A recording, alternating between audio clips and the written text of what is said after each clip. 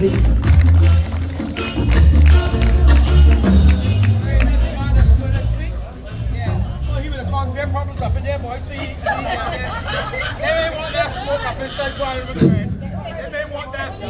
Wait, see here. That's it.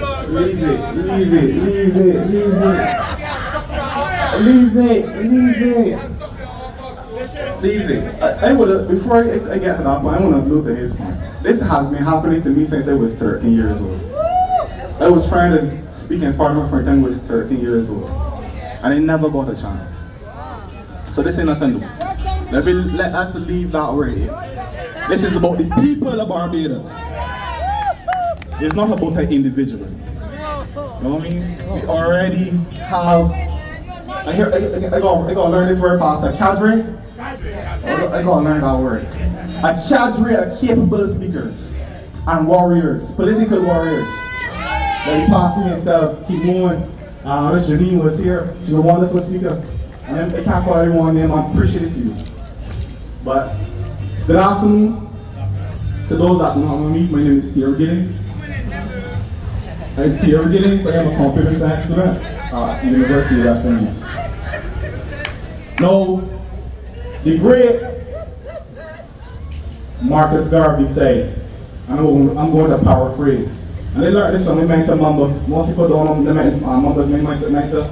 And I need help, and I don't understand certain things I do at the Mamba. Right? And he taught me this. So he said, if you fear, I'm going to say that again. If you fear that bleeds the same blood as you have insulted God. Wow. And you go and research it. I'm going to say it again. If you fear that bleeds the same blood as you have insulted God that has created you.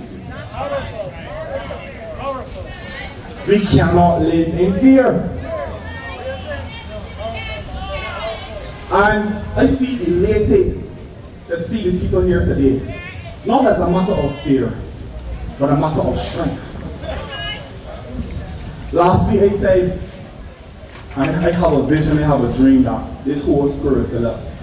And last week we had persons work here. Now I'm seeing more here. I'm seeing persons in the back. A person has spread here. This movement is growing. And it's growing so rapidly, they can't comprehend how to stop it. It cannot stop. Never. Because at the end of the day, I don't want each and one of you have one thing in common. You don't come up here for yourself. You come up here for your family. And I just want to give yourself an applause for that. We don't come up here for ourselves, we come up here for our family. Because we don't want to see any of our family members prosecuted under any unjust legislation. Granted that, I don't understand the government is eager to pass this bill, but it cannot pass in the form that is in. It is too dangerous to be passed in the form that is in. They could say, well, you know, we are disorderly. I don't know what I'm calling the minister's name yet. We are disorderly. You know what I'm talking about. This is a disorderly movement, and so on and so on, and that is the case. All you are showing the people of Barbados is that you have acknowledged our strength and the importance of this movement. Because this movement is growing. And it's growing to protect the youth.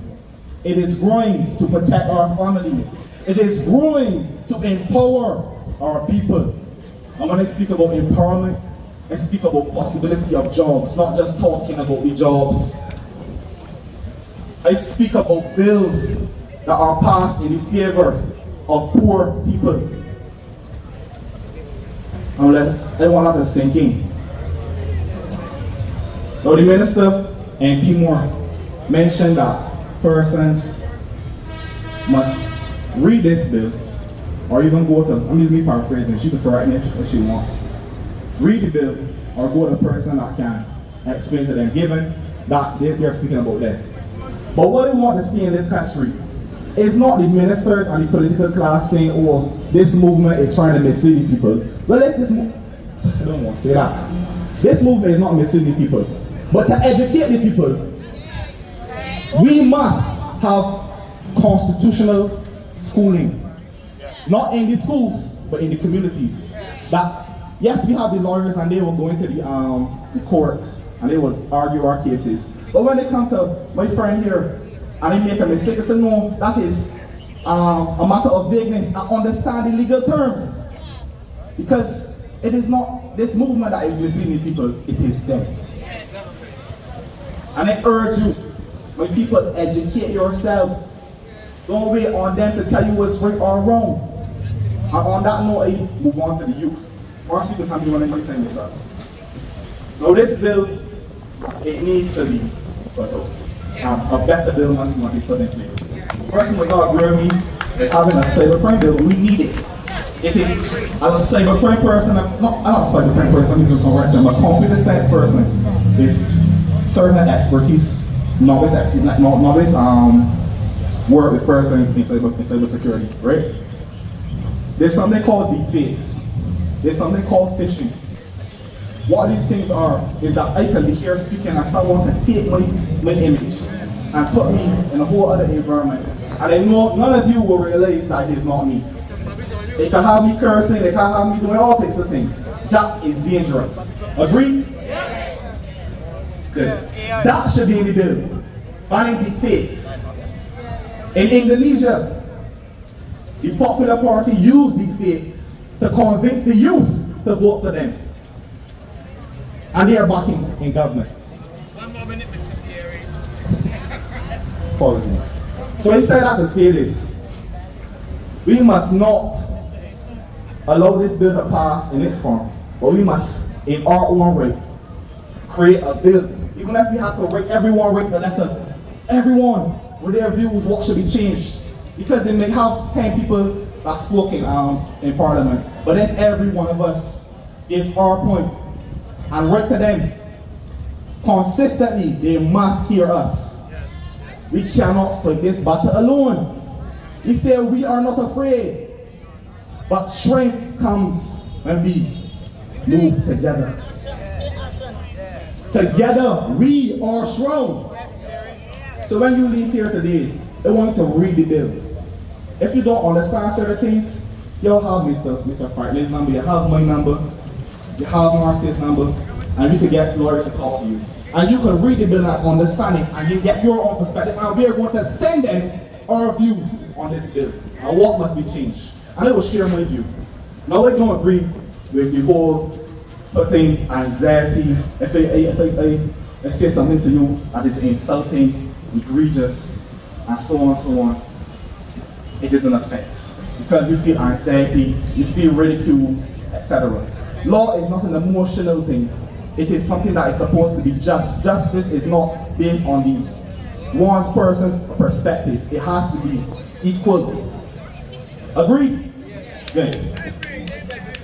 Given that, I want to see, this my views, I want to see in the bill that when they speak about cyberbullying, they speak about the consistency of using defamatory language and threatening language, or utilizing or accessing persons' private information and placing it in the social arenas. That is what should be in the bill. That is concise and not vague. So let me bring this up. I'm going to say this last thing. This movement is growing, and we are not afraid. They should be afraid. Tomorrow I'll continue what I have to say, but I just want you to know, for our point for today, talk to us, talk to a lawyer even. When you understand, write to them. We have at least, I would say, 50 plus persons here. I want you to write to them consistently, and then we will get change. Thank you.